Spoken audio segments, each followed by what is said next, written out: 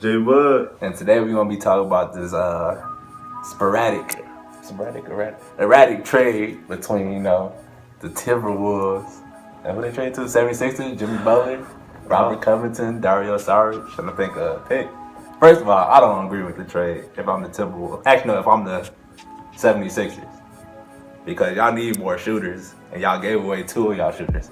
But y'all got the defense back in return because Jimmy Butler defense is just pretty much both of them at the same time. Mm-hmm. But the shooting, like now y'all got Ben Simmons, can't shoot. Jimmy Butler, alright shooter, but he ain't a marksman. You know what I'm saying? Then y'all got JJ Redick. Y'all got rid of Marco Bellinelli and every other shooter y'all needed. So it's weird, man. I also agree, but then I also disagree. I think Jimmy Butler is an excellent defender. He's gonna bring that toughness to that team. He ain't gonna jump on, Ben Simmons and Joel Embiid. He ain't gonna be letting them play. If you think you got talent, he gonna get on you about it. You know what I'm saying? Like he did Towns and Towns and Wiggins. Wiggins. You know what I'm saying? Third string he questioned him. You know what I'm saying? So he want to win. Obviously, he want to get paid as well. You know what I'm saying? And he on the team that's trying to win now. You know what I'm saying? I think them picking him up, as toughness. He a playmaker.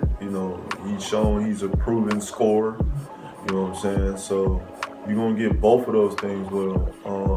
But also understand the other side of it, whereas, okay, shooting. They gonna need shooting. They gonna need some people to help space out the floor, especially when Ben out there. Now, I do think they gonna have to take Markelle Fultz out the lineup. I think JJ Redick gonna have to be back in the lineup. I think it's gonna have to be TJ McConnell probably. Yeah, because if you think about it, TJ McConnell not a better shoot like that by that much, but he's a little bit more effective of how him and Ben run the point on the court at the same time. Yeah. So it might be but I feel like JJ Redick, like they already be having Ben come off as the 1, the point, JJ Redick at the 2, Jimmy Butler at the 3, the 4. See, that would have been a good spot for Saric. Yeah. And then he was the starter on that team. Him and Connington was the starter, but I don't know. I don't know who they're gonna put at the 4. But who come off the bench? For it? I don't know. Saric was the only person I knew that. Yeah. Because the starter, I didn't think they really had. I think they had Justin Anderson, but. Did they go small? Because Covington and Saric both switch off because they both. I think Ben switched to the. Yeah, Ben switched, and then one of them come off, and then one of them on. That's why they might do again.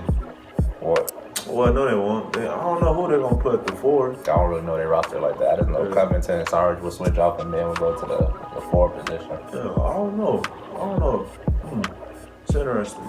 But obviously Embiid at the 3. I mean at the 5, and putting JJ Redick in that starting lineup will help space the floor. Jimmy Butler, he'll knock down open shots. He ain't no marksman, but he'll knock it down. He's a good corner shot. Yeah, he'll knock it down. I mean, that's what his game originated from. So, some people think like he won't be able to play without the basketball in him. Like he definitely always play without the basketball in him. I mean, him creating his own shot, that came along, but he always played without the basketball. And most of his points come without the basketball. It's off of fast break points, off of steals to a layup, corner threes, catch and shoot. So that's how most of his points come. But definitely. I think this gonna help them for what's going to happen this season. Right now. Yeah. They need that spark, like they need that energy guy. Yeah. And Jimmy Butler's that energy guy. Because last year it was like new, that everything was so new. Now this year it's an expectation actually put on them to win. And they learning that. And adding a veteran like Jimmy Butler who's gonna come in, show them the way. And he gonna teach Ben some things. You know what I'm saying? Yeah. Because I think Ben is a very pivotal, player on that team. And he makes it all glue together. So I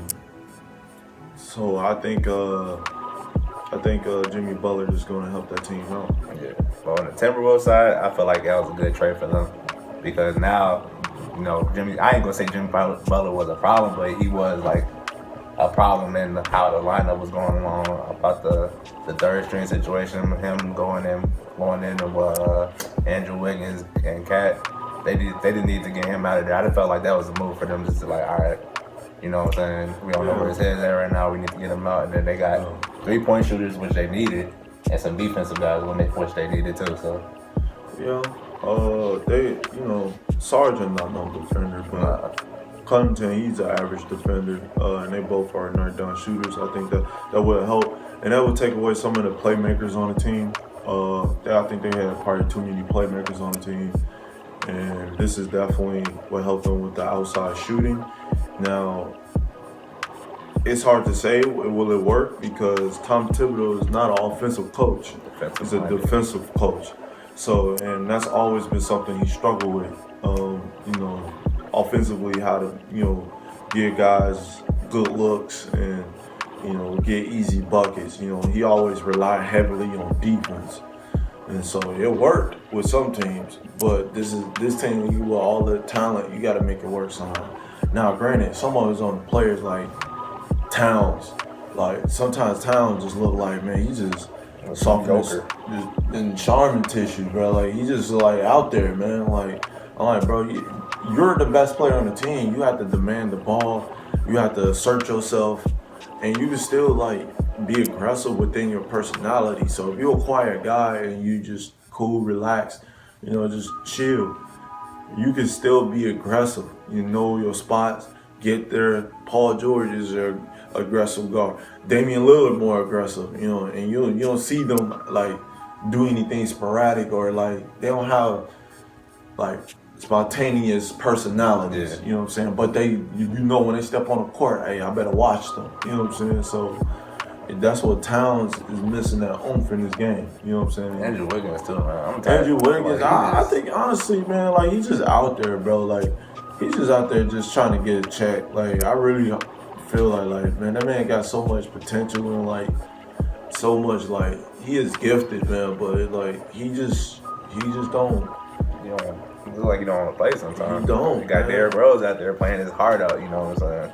And I feel like Andrew Wiggins is supposed to be balling for that team right now. He's supposed to be going out there. Yes, man. Which is why it don't make sense why he got paid all that money, man. And like, I would have got rid of him and kept Butler. Yeah. You know what I'm saying? If that was the case, I would just kept Butler. Like, but you know, it's whatever, man. But I definitely think this could help them.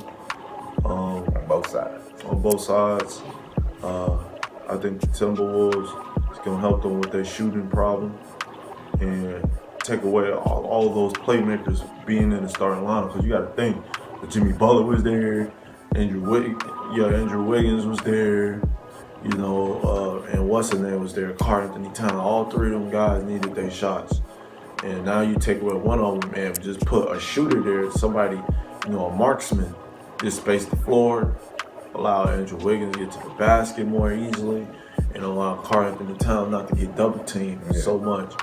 So this definitely could help. This could benefit them, and you know, we'll see what happens. Now, the question is, if you were the Timberwolves management, would you have traded them to the Heat instead of the Timberwolves? I think I would have traded them to the Rockets. I got them 4 picks. I think I would have got them 4. It was all first round picks. Because I think the Heat don't have any assets. Something that I want. Yeah. Something that I need. You know what I'm saying? The first round pick, you can thrive off that because you don't know what in long term, it might look better. Like, you know, you could get what you want. You know what I'm saying? But I think either way, if they would have went with the Rockets and obviously they went with the 76ers, I think either way they would have came out on a positive note. Yeah. But I think I would have went for the 4 first round pick with the Rockets. Because you don't know what the draft gonna look like. You know what I'm saying? You might fall into a good situation. You probably get the first round pick. True. It would have set them. It would have definitely set them up for the future. You know, it would have definitely set them up for the future. But you know, I guess they was thinking more now than the future, which is understandable. But at the same time, I'm looking at the East and I'm keeping my eye on the Warriors, and I'm like, okay, like they probably gonna win this year. You know what I'm saying? You got other teams you got to keep your eye on. You know, I know Houston's not playing right now, but I don't think they're gonna keep playing like that all season. They're gonna start clicking. You know, and you know, I'm looking at them like, okay, like, you know, that's another team I gotta look out for. You know what I'm saying? You gotta keep your eye on Denver. Denver looking really, really good right now. Sacramento coming out of nowhere too, so it's a lot of. So, you know, I would have definitely went through four picks because, you know, I'm thinking future, I'm thinking long term. And plus, that give you more leverage if you need to make a trade, make a move, and, you know, move some people around. That's just what I would have done. You know, draft time, like, yo, I'll trade you these 3 first-round picks for the #1 draft pick or something like that. I would have, I'll give you so for a key role player that I need on my team. It would have just meant, I think it would have gave him more assets because picks is like, first-round picks are very valuable in the NBA. Especially day and age now, like all these players, you got Zion, RJ Barrett, Cam Reddish, and you got the next draft. You got the next draft after that, so. But I don't think that even if they would have ended up getting that, I don't think they would have got that high. No, they're probably like mid, like 15, 10. Yeah, mid there, like around there. They wouldn't get that high. Like RJ Barrett and they all going first. They going like, top 5, top 3. Yeah, top 5, top 3. Like they up there. Like you ain't getting them. You should know that. So, but that's all we got for today. Or this video. But you know, that's our thoughts on this team. Once again, thank you guys for the support and love. Thank you guys those who DM me on Twitter asking me about my health and my knees and my surgery. Me might getting surgery and that stuff. We appreciate everything you guys do and everybody who's still here. You know, thank you for staying with us through this process. Yeah, man. I know we've been up and down a lot, and you know, we made a lot of promises that we didn't keep, but we definitely gonna make up them promises now. We got our own place. We back. We here. We're back. We doing videos. We wanted some basketball videos. Today it didn't work out, but. We're going to definitely start getting those up. We're going to at least give y'all basketball. We're going to give y'all basketball once a week for sure. Once a week. Only reason we're doing once a week because we want to make sure they come out good. We don't want to be having like all these damn basketball videos and then we just throwing some stuff out there to you guys and not making it entertaining or anything like that. Like, no, like we want to make it good editing. Make you guys enjoy it and then give us feedback on what you want to see next or what you think or, you know, just conversate and, you know, trial and error, you know. Yeah. So, you know, you already know who it is. Your boy J Book. Your boy Phil. And we signing off. Peace.